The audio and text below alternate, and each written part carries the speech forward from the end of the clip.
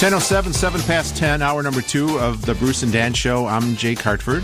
And I'm John Cass here on WOS 89. The sun is up, the wind is blowing a little bit, and the city needs more money. You got to meet the mayor yesterday. How was that? Oh, it was really nice. He stopped by at the Tribune editorial board. He always comes to the Trib board after the, his budget meeting. And how many people on the editorial board of the Tribune? I'm not on the board. I'm sort of the pink flamingo that's on the broad green lawn of the board. But I sat in on it, and they have like little goodies and stuff to eat. We have a great, pastries, massive, huge conference table and an old office. It's very, very cool.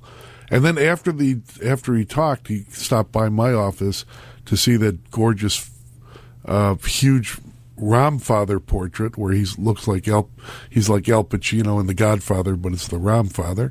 And he wanted he said, "When are you going to bring me a copy?" And I have a copy, and we're going to bring it over to him out of respect. So I have a copy of the Ramfather. He wants it. He loved it. He said, "This is cool." And it is cool. Now, he was talking about the budget yesterday. That's why he was there. A part of the budget, $30 million, he expects, between $28 to $30 million to come from speed cameras. You know how insignificant that is in the larger scheme of things? But it's still a lot of money.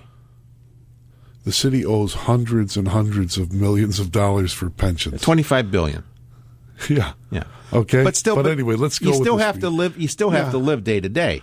Let's go with the nickels and dimes. So here. they're talking about putting the speed cameras in near parks and schools, and apparently there's a hiccup in the whole program, in that they found an Illinois Attorney General opinion from 40-some years ago that says you can only enforce school zone laws when children are present, which means these cameras would have to capture the pictures not only of the person speeding, but also of kids nearby. Correct. And kids could be anywhere. Right. So, and they're not. That means they wouldn't be. Would they be valid? Would the ticket and the revenue be valid if it was at 10 o'clock at night? If there was a kid there. Now, if it was a holiday from school, would it be a school day? Yeah, I don't know if they figured it out enough. But the main thing is they want money from you. And then somebody came up with the idea of getting money from a lot of people. That was Bob Fioretti was on Rowan Roper yesterday, and I heard that, and he talked about, in general, people who work in the suburbs, who live in the suburbs, who work in the city, paying like a commuter tax that would be collected by the employers. It would not be a head tax, so I'm guessing it would be some sort of percentage of your salary. But this morning on the news, they're saying, well, no, he really meant if you were a company that got an incentive to move to Chicago, we want to stick it now to the company. He didn't say stick it, but they'll basically... He meant stick it. Yeah, if we gave you an incentive for your company to move to Chicago, but your employees are living in the suburbs, those employees are going to have to pay a tax for not living in Chicago. This came up yesterday at the council, and the Tribune had stories on it, so did the Sun-Times. Basically, they're floating an idea, and they want to get money from the taxpayers, from the commuters. And I think our listeners should help us come up with ideas to squeeze themselves out of more money. Well, this comes out of, you remember the president's tape from 2007? That surfaced last week or the week before, where he was, people were talking about his, the accent he was using, but if you listen to the entire tape, there was a part in there where he was talking about how the people that live in the suburbs, they abandoned the cities, moved to the suburbs, got their roads built and all that good stuff, and they come into the city and they take advantage of the city, but at night they go home to their suburban area. I plead guilty. Well, exactly. I bled enough here. So this is basically just part of that philosophy being put into effect. Actually, it's part of I wouldn't blame the president alone. This is something that Chicago Democrats have been thinking about doing for quite some time. It goes back years and years ago, back when Obama was just running and getting coffee for the bosses down in Springfield.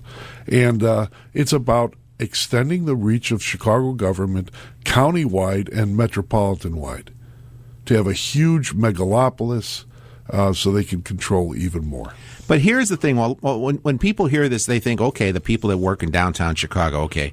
But you know the first thing I thought of? I thought of the people that work at OHare Airport. The people that live in Rosemont, Des Plaines, right by the airport. Right. The pilots, the flight attendants, the car rental people, the the airline, the reservations people, that check you in, all the TSA people. Would the TSA people have to pay this tax? They would at Chicago property, even though it's way out there on that little stick. So they would pay, even though they work for the federal government. They're working at OHare, so they would have to pay Why too. not? So all those people, think of all those people that would have a percentage of their pay taken because they work in Chicago, quote But you know unquote. what? People would love to pay. I think the people of the metropolitan area would love to pay to help the Chicago politicians balance their books. I just think they would, out of the goodness of their hearts. You know who else should pay? Who? Bicyclists. This is Casso's idea from quite some time ago. A toll? How about transponders? Transponders in their bikes so that every time they drive up the street, they get told, for every mile they got to pay $1. Why should they have use of the streets without paying any kind of license fee? And if you get into an altercation with them or something, right? They have nothing. They yell at you and they drive on and they run through the stop. They don't have a license plate. They don't have a number. You can't report them. Just think how many thousands of them there are. You could put licenses on their backs or maybe chips in their skulls or whatever and collect revenue for the city so that we don't have to hit poor drivers with everything. Check out the big brain on bread. Now, we asked the Big police brain. department how many tickets, because we talked about this a couple weeks ago, how many tickets they issue to people on bicycles, and they can never come up with a number. Now that we're being told, well, they really can't because it's a moving violation that goes on somebody's driver's license. What if you don't have a driver's license? I don't know. You don't need a driver's license. That's another thing. Let's help Rahm Emanuel, the Rahm father, balance the books.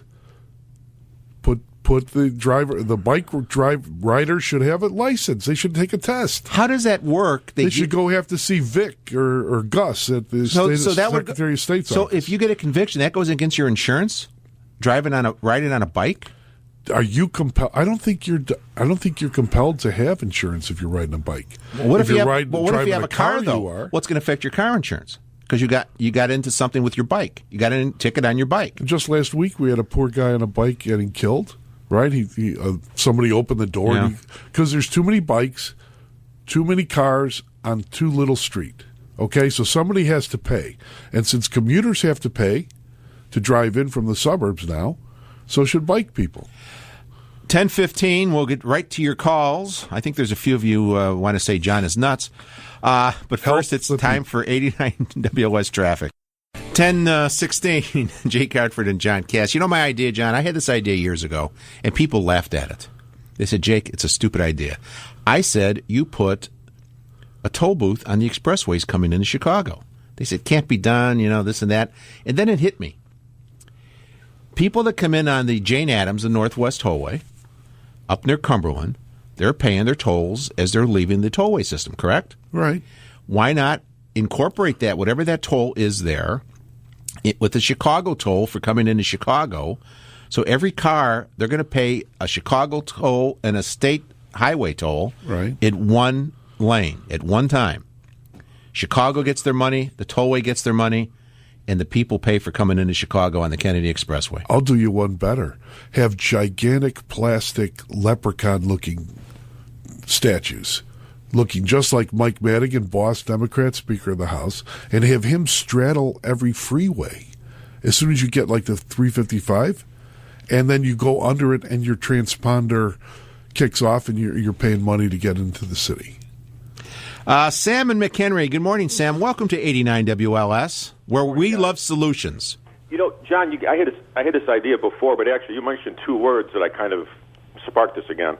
You mentioned transponders and squeeze, and I was thinking that we could have like a colon tax, and this could be a state, it could be city, federal, or there would be a chip embedded in everyone's colon, and then that way they could tax us accordingly on the kind of food that we would eat, If we weren't eating accordingly, if we had too much cholesterol, we could get fined accordingly. So if you had more lentils in your diet, you would be paying less tax. Exactly. This is a brilliant idea, Sam. Yeah. Thank you. Yeah, why should somebody come into Chicago and poop and overtax the Chicago sewer system and then leave and go back to the suburbs? Like the seagulls from Milwaukee? Yeah. Well, Remember, they always there's another blame, thing, right, too. Sam? Maybe they could be embedded too, and they could be charged somehow. I don't know. Can't blame. They're wild creatures, Sam. But I think your idea has merit. Okay. Thank you, Sam. Thanks, Sam. Let's go out to Joliet. Brad, welcome to 89 WLS. I heard that what the alderman said, my blood started boiling. It basically implied that people from the suburbs come in and take advantage of Chicago and then leave and go back to the suburbs. I wonder if anybody's ever added up how much they spend with lunches, business lunches. Let's take parking. Brad, suburbanites do not have to pay the parking tax. They're also exempt from the restaurant tax. Oh, really? Okay, yeah, right. Okay. Just tell them that next time you go to a restaurant. Yeah, because it's 10%, and just say, take that 10% off my bill because I'm a suburbanite and I don't have to pay it. And John Cass said that. Connie in Union. Good morning, Connie. Hi. My blood's boiling when I hear people say that we don't pay our fair share in the suburbs. Well, the thing is, on our real estate tax bill, there's a little thing that says equalization. And equalization means that we are billed over and above what our normal real estate taxes would be to help pay the way for Cook County or lower income areas. And, it's almost a third. I don't think that's that. I think you're talking about that tax multiplier thing that no one seems to understand except the assessor, who happens to be Joe Barrios, who hires all his kids. We asked him about it. We asked our McHenry County assessor about that, and he said, no, that is actually to spread the wealth, and it's money that comes out of our taxes and goes to, as I said, areas that need more help, but it is a certain percentage, and that changes every single year depending on whether Cook County or down south, southern Illinois, if they need more help or not. Now, I don't mind it going down there, but I do mind it going to Cook County. We're gonna have somebody check and see if that's true. But Connie, that's just social justice, right, John? You know what? What President Obama told Joe the plumber. A little redistribution isn't really that bad of a thing. Yeah, well, right. So just read this. On a fixed income. Come on, Connie, give it up. City needs it. Yeah, you're living the good life up there in McHenry County. You know what's amazing, Jake? Thanks, Connie. These people, the listeners of WLS and my readers, I'm just don't they understand when Chicago wants money, give it up. It's like the guy when you were a kid at lunch, and the guy says, "Give me your lunch money." You give it, right? When you're a little kid. No, and the big guy wants your lunch money. No, I gave him something else and never had to pay again. 1021 back after this on 89 WLS. 89 WLS. Join 89 WLS tonight at 8 for the Vice Presidential Debate, live on Debate Central from your Common Sense election headquarters. 89 WLS. 1028, John Cass and Jake Hartford. Let's sneak in a call before we go to news. Don in Westchester. Don, your dime, your dance floor. Okay, my point is very simple. Tax all these hybrid cars and electric cars that are using the Chicago roads and not paying any road tax. I think that would be very appropriate for Rahm Emanuel to figure out how to do it.